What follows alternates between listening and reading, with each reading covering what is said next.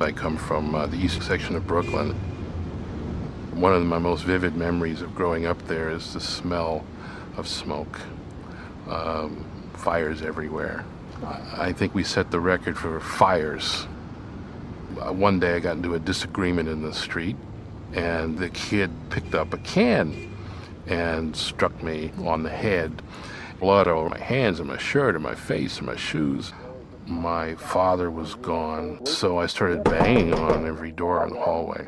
These were my neighbors, looking through that peephole, seeing this kid screaming for help and bleeding, and none of the doors opened. Televisions blaring away from behind each door. The sound, the Vietnam War. What's the hardest part of it? Not knowing where they are, that's the worst. You lost any friends? When I went back to those projects many years later, I walked down the same hallway and I listened. There's still a war on television. And more than 1,000 in January. The cycle of violence. Things change, but they don't change. John Voss joins us live. I went to the window there at the back, and I sat by the window. I can remember something that happened. I couldn't have been more than 7 or 8 years old. In those same projects, there was screaming in the street, and we looked out the window. We could see a large man beating a small man in the street, and my father just walked out the door and went down into the street to stop that fight.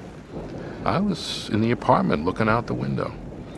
My mother called the police, and of course the police didn't show up.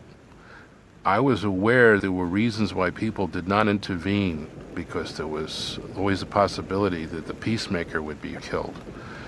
Of the thousands of people who saw or heard that screaming, he was the only one who stepped forward. Where that courage comes from, I don't know. It's the knowledge that doing the right thing is paramount, and that if you don't do the right thing, you are not the person you say you are. I think he did it not only because he wanted to stop a killing from taking place. I think he did it because he knew I was watching. Our kids are watching.